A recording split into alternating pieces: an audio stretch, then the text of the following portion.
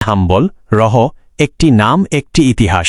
যুগে যুগে হক্ক প্রচারে যারা রাষ্ট্রীয় নির্যাতনের শিকার হয়েছিলেন তাদের মধ্যে ইমাম আহমদ বিন হাম্বল রহ অন্যতম। তিনি পরম ধৈর্যের সাথে সকল নির্যাতন সহ্য করেছিলেন।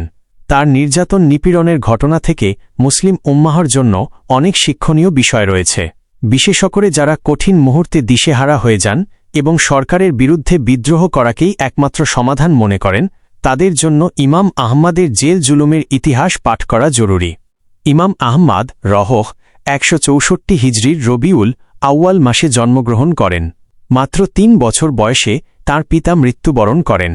অতঃপর তাঁর মা তাকে লালন পালন করেন। তিনি প্রাথমিক শিক্ষা শেষ করে মাত্র ১৬ বছর বয়সে হাদিস অনুসন্ধানে কুফা, বছরা, শাম প্রভৃতি দেশে ভ্রমণ করেন। ২ ইমাম আহমদের উপর রাষ্ট্রীয় বা সরকারি নির্যাতন। কুরআন আল্লাহর সৃষ্টি দাবির বিরোধিতা করায় ইমাম আহমদ বিন হাম্বল রহ কে রাষ্ট্রীয়ভাবে চরম নির্যাতনের শিকার হতে হয়েছিল। এটি ছিল কুরআন সুন্নাহ বিরোধী আকীদা, যার বিরুদ্ধে ইমাম আহমদ কঠোর ও অনড় অবস্থান নিয়েছিলেন। মূলত কুরআন হল আল্লাহর কালাম, এটা সৃষ্ট নয়। নির্যাতনের বিবরণ। হাফেজ ইবনু কাছির রহ লিখেছেন, খলিফা মামুন ৩ বাগদাদের প্রতিনিধি ইসহাক্ক বিন ইব্রাহিম বিন ছাবকে পত্র মারফত নির্দেশ দেন যে তিনি যেন মানুষকে খলকে কুরআনের দিকে আহ্বান জানান। পত্র পেয়ে ইসহাক্ক বিন ইব্রাহিম একদল হাদিস বিশারদকে তলব করে তাদেরকে খলকে কুরআনের প্রতি সমর্থন করার আহ্বান জানান, কিন্তু তারা তা প্রত্যাখ্যান করেন। ইসহাক্ক বিন ইব্রাহিম তাদেরকে প্রহার ও ভাতা বন্ধ করে দেয়ার হুমকি দেন। ফলে তাদের অধিকাংশ অনিচ্ছা সত্ত্বেও তাতে সমর্থন ব্যক্ত করেন। কিন্তু ইমাম আহমদ বিন হাম্বল ও মোহাম্মদ বিন নুহ আল জুনদ তাদের মতের উপর অটল থাকেন। ফলে খলিফার নির্দেশে ২ জনকে এক উটে চড়িয়ে খলিফার নিকট পাঠিয়ে দেওয়া হয়। তখন তারা ২ জন শৃঙ্খলাবদ্ধ ছিলেন। তার সাথী মোহাম্মদ বিন নুহ রহ পথিমধ্যেই মারা যান। ইমাম আহমদ রহ তার জানাজা পড়ান। কয়েদখানায় ইমাম আহমদ পায়ে বেড়ি বাঁধা অবস্থায় কয়েদিদের ছালাতে ইমামতি করতেন। ইতিমধ্যে খলিফা মামুন মারা যান এবং তাছিম বিল্লাহ খলিফা হন। ৪ খলিফা তাছিম বিল্লাহর ১৮০-২87 আমলে ইমাম আহমদের উপরে নির্যাতন। ইমাম আহমদকে কয়েদখানা হতে বের করে খলিফা তাছিমের সম্মুখে উপস্থিত করা হয়। ইমাম আহমদ বলেন, আমি শিকলগুলোর জন্য হাঁটতে পারছিলাম না।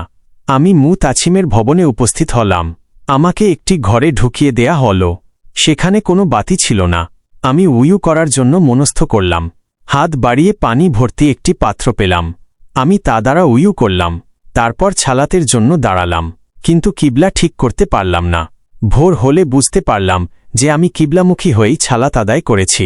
আলহামদুলিল্লাহ। পরের দিন তাছিম বিল্লাহ আব্দুর রহমান নামের একজনকে বললেন, তুমি তার সাথে কথা বল। আব্দুর রহমান আমাকে বললেন, কুরআনের ব্যাপারে আপনার অভিমত কি? আমি বললাম, ইলম সম্পর্কে আপনার অভিমত কি? তিনি নিশ্চুপ রইলেন। আমি বললাম, পবিত্র কুরআন আল্লাহর জ্ঞান বিশেষ, আর যে ব্যক্তি বিশ্বাস করল যে আল্লাহ মাখলুক সে আল্লাহকে অস্বীকার করল। আব্দুর রহমান বলল, আল্লাহ ছিলেন কিন্তু কুরআন ছিল না। আমি বললাম, আল্লাহ ছিলেন কিন্তু তাঁর ইলম ছিল না। এবার তিনি চুপসে গেলেন। এভাবে দীর্ঘ তর্ক বিতর্ক চলল। তারপর দ্বিতীয় ও তৃতীয় দিনও তারা ইমাম আহমদের সাথে বিতর্ক করে। প্রতিটি ক্ষেত্রেই ইমাম আহমদের কণ্ঠ সুউচ্চ ছিল এবং তার দলিল তাদেরকে পরাজিত করে। বিতর্কে নানা বিষয়ে আলোচনা হয়, কিন্তু পবিত্র কুরআন সুন্নাহর উদ্ধৃতি দেয়ার মতো যোগ্যতা তাদের কারো ছিল না। আলোচনার মধ্যে খলিফা বলেন, আহমদ, আপনি প্রশ্নের জবাব দিন। আমি বললাম, হে আমিরুল মুমিনিন, তারা আমার সামনে মহান আল্লাহর কিতাবের একটি আয়াত বা রাসূল ছাহের একটি হাদিস পেশ করুক, আমি তাদেরকে জবাব দিব। অবশেষে তার দলিল প্রমাণের সাথে পেরে না উঠে তারা খলিফাকে উত্তেজিত করে তুলল এই বলে যে, হে আমিরুল মুমিনিন, লোকটি কাফের ও বিভ্রান্তকারী। তাদের উস্কানিতে খলিফা ক্রোধান্বিত হলেন।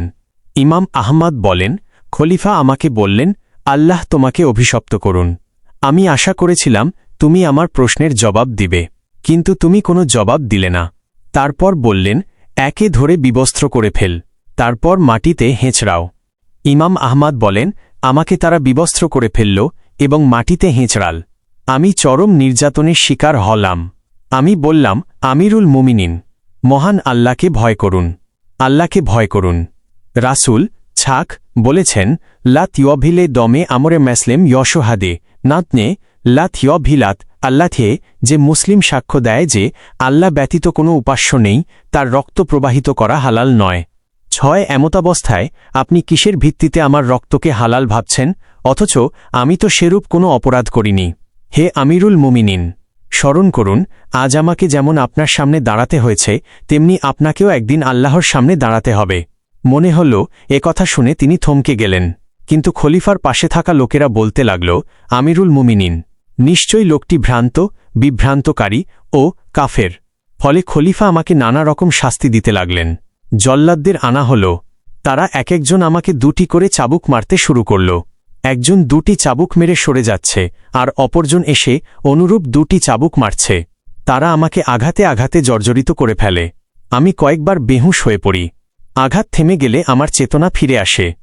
তাছিম তার মতাদর্শ গ্রহণ করার আহ্বান জানাচ্ছেন, কিন্তু আমি তার আহ্বানে সাড়া দিলাম না। তারা পুনরায় প্রহার করতে শুরু করে। খলিফা 3য়বারের মতো আমার নিকটে এসে আহ্বান জানালেন, কিন্তু বেদম প্রহারের চোটে আমি তার বক্তব্য বুঝতে পারিনি। তারা আবারও আমাকে মারতে শুরু করে দিল। আমি বেহুঁশ হয়ে গেলাম। আমি প্রহারও অনুভব করতে পারছিলাম না।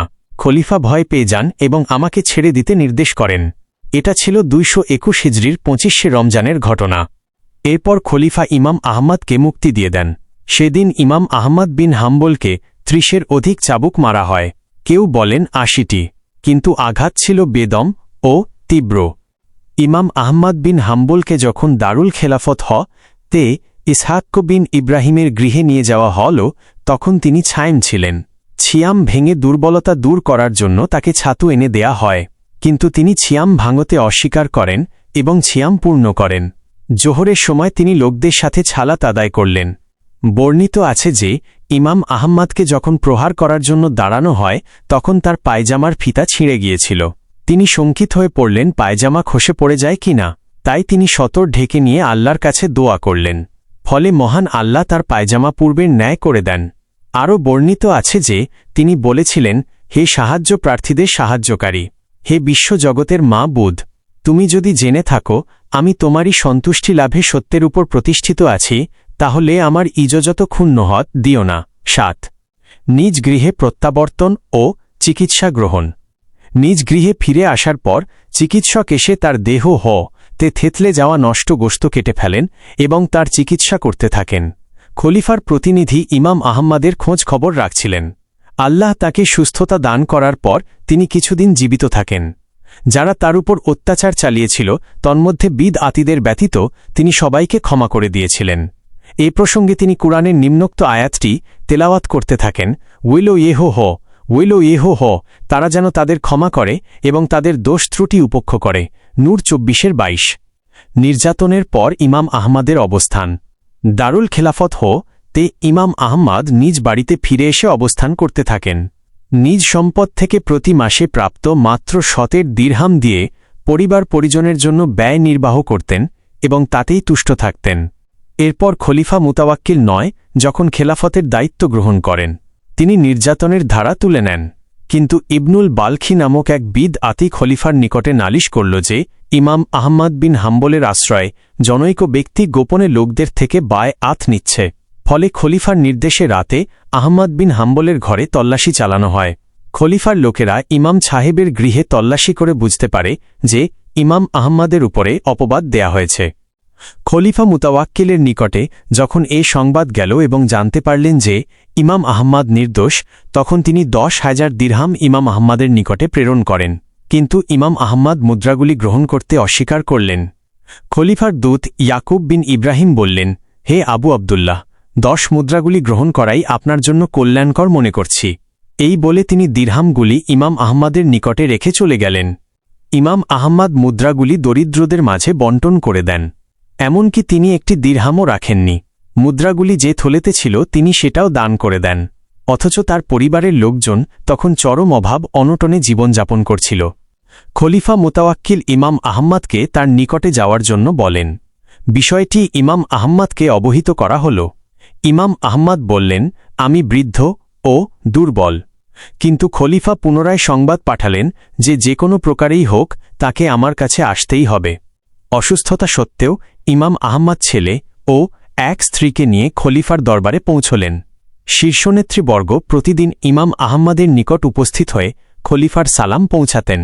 খলিফা তার নিকট উক্ত গৃহের উপযোগী কোমল বিছানা ও অন্যান্য সরঞ্জামাদি পাঠিয়ে দেন।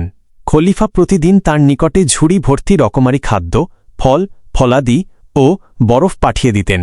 খলিফা ভাবতেন তিনি তা থেকে আহার করছেন, কিন্তু ইমাম আহমদ তা থেকে কিছুই খেতেন না, বরং তিনি লাগাতার ছিয়াম রাখতেন। এভাবে কোনো খাদ্য গ্রহণ না করে তিনি ৮ দিন অবস্থান করেন। এছাড়াও তিনি ছিলেন অসুস্থ। ওবায়দুল্লাহ বিন ইয়াহিয়া বিন খাকান খলিফার পক্ষ থেকে উপঢৌকন হিসাবে বিপুল সম্পদ নিয়ে উপস্থিত হন, কিন্তু ইমাম আহমদ সেগুলি গ্রহণ করতে অস্বীকার করেন। ওবায়দুল্লাহ বিন ইয়াহিয়ার পীড়াপিড়ি সত্ত্বেও তিনি তা গ্রহণ করলেন না। অগত্যা আমির সম্পদগুলি নিজ হাতে ইমাম আহমদের পরিবার পরিজনের মাঝে বণ্টন করে দেন। খলিফা তাঁর জন্য প্রতি মাসে ৪,০০০ দিরহাম নির্ধারিত করে ভাতা চালু করলে ইমাম আহমদ খলিফাকে নিষেধ করেন। তিনি তার পরিবারকে বলেন, আমার আর অল্প কটা দিন বাকি, আমার মরণ চলে এসেছে, তারপর হয়তো জান্নাতে যাব বা জাহান্নামে যাব। আমরা কি এমন অবস্থায় দুনিয়া থেকে যাব যে আমাদের পেট এসব সম্পদ গ্রহণ করেছে?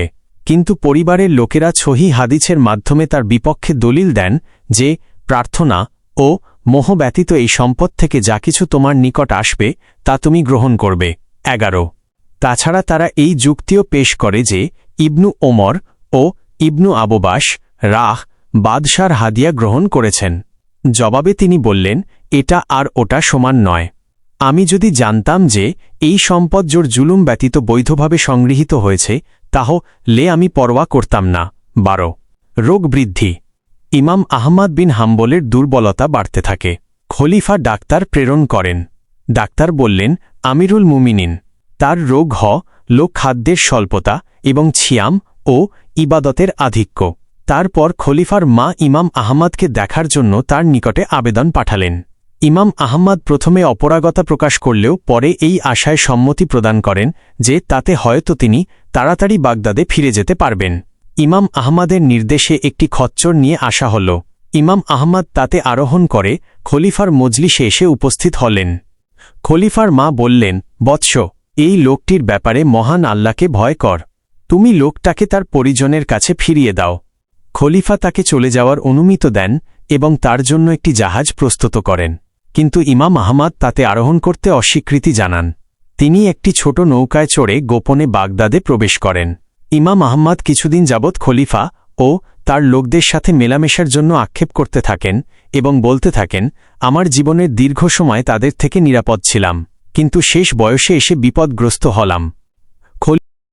খলিফার নিকট থাকাকালে ইমাম আহমদ তীব্র অনাহারে কাতর হয়ে পড়েছিলেন এবং মৃত্যুমুখে পতিত হওয়ার উপক্রম হয়েছিলেন। এরপরও তিনি খলিফার দেয়া কোনো খাদ্য ও উপহার গ্রহণ করেননি। ইমাম আহমদের পুত্র আবদুল্লাহ বিন আহমদ বলেন, আবুবাজান ছামুররা থেকে ফিরে আসার পর আমরা দেখতে পেলাম তার চক্ষুদ্বয় কোটরে ঢুকে গেছে। ৬ মাসের আগে সুস্থ ও সতেজ হননি।